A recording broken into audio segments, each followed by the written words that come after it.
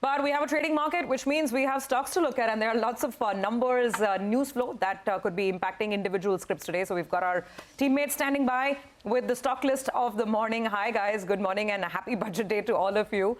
Let's start up with IndusInd Bank, Abhishek, because here the pain really seems to be showing up. I mean, on several parameters, including credit costs.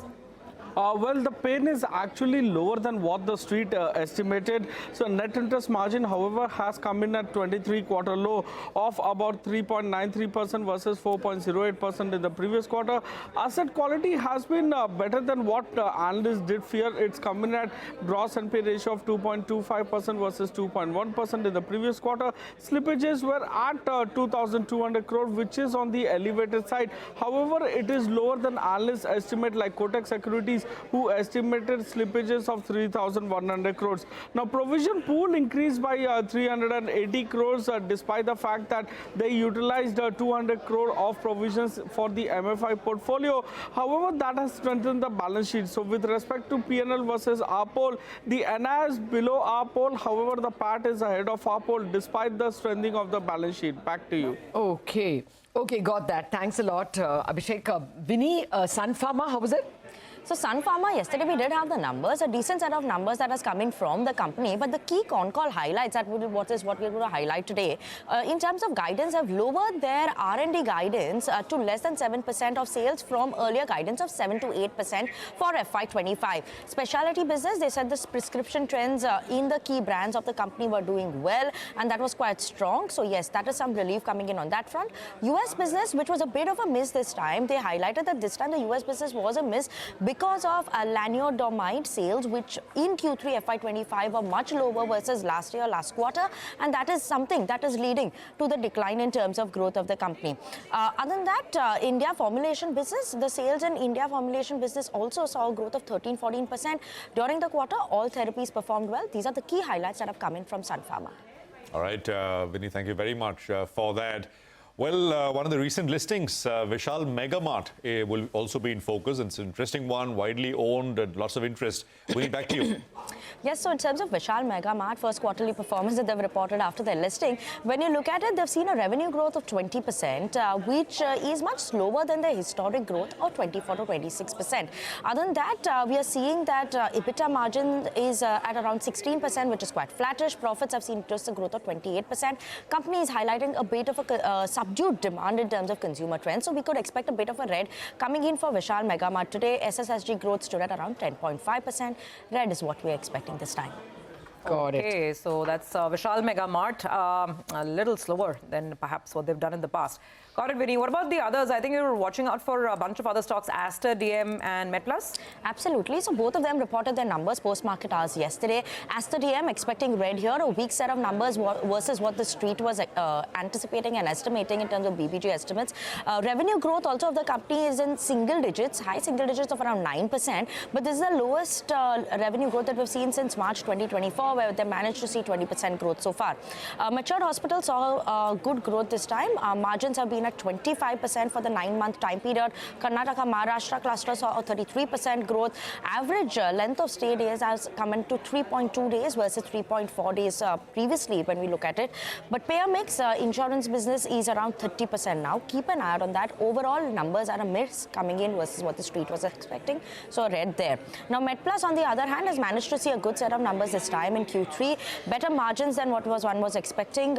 Improving in terms of revenue mix also that we're seeing coming in, where they're seeing an increase in terms of private label, which is continued to see an improvement, which is a higher margin business. So that is why we're expecting improvement in terms of margins going forward. And as of now also, margins have seen a sharp improvement versus last year, coming in at 8.45% versus 6.35%. So around a 200 basis point expansion in terms of margins versus last year. So expecting green here. Okay, thanks for that green, because we are not going to definitely get it on Bandhan Bank. Isn't it, Abhishek? Bandhan, and you also have Equitas. Both, Lata, they are seeing the MFI stress play out in their portfolio, and slippages are elevated for both of them. So for Bandhan Bank, 15 quarters in a row, the quarterly annualized slippage ratio is more than 3.4%. So this time, slippages are at 1,620 crore versus 1,110 crore in the previous quarter. Now they have written off 1,270 crore in this quarter, so that's helped the asset quality. Annualized slippage ratio is at 5.1% versus 3.5% in the previous quarter. The provisions spiked up massively due to the massive write-off, 127% growth on a sequential basis. Weak AUM growth is at 13.85% YOY and about 1% sequentially. The net interest margin for them has come in at 8-quarter low. With reference to the PNL, both the NI and PAT is below Kotak Securities estimate. Equitas Small Finance Bank, the slippages are elevated. MFI portfolio had an impact on growth as well, and the net interest margin has declined very sharply for them.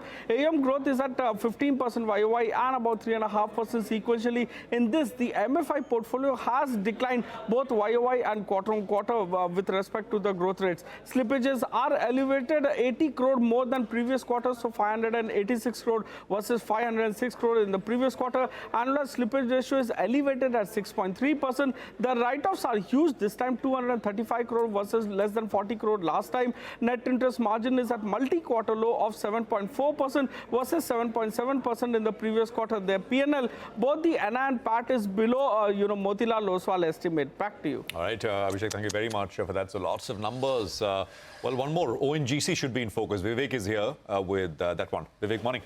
Well, good morning. ONGC is in focus. Let's look at the numbers all top down. So first up, revenue slightly lower on a year-on-year basis, down 0.5%, coming in at 33,717. The poll was close to 31,700 crores. So good top-line strength seen from the company, better than what the street was anticipating. The core EBITDA coming in at 18,968 crore versus the poll of 17,686 crore.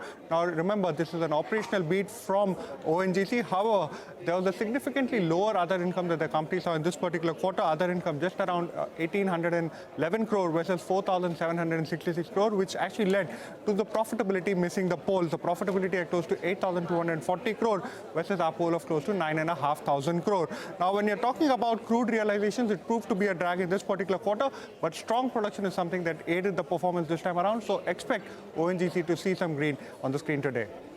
Oh, God. Vivek, we can't let you go. You also have IRB Infra and Inox Wind numbers for us? That's right. IRB Infra, well, multiple adjustments that the company has done this time around. They've gone ahead and changed the way in which they look at the income of the private InvIT. So first, let's have a look at the order book. Order book this time around at 31,500 crore. Revenue is higher by close to 3% on a year-on-year basis, 2,025 crore. Operationally, it's a slightly subdued quarter. EBITDA higher by 13%, margins at 48.6%.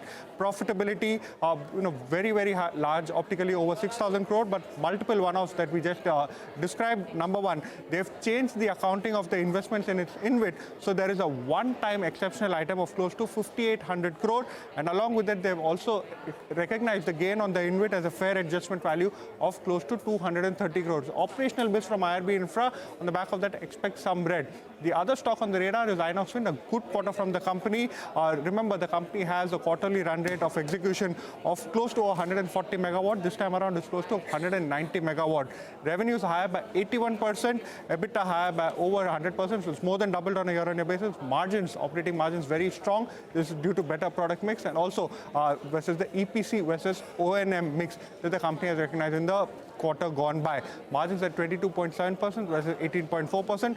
Profitability, again, some adjustments over here on the back of deferred taxes and tax pertaining to earlier years. Profitability still going ahead at 112 crore versus 3.9 crore.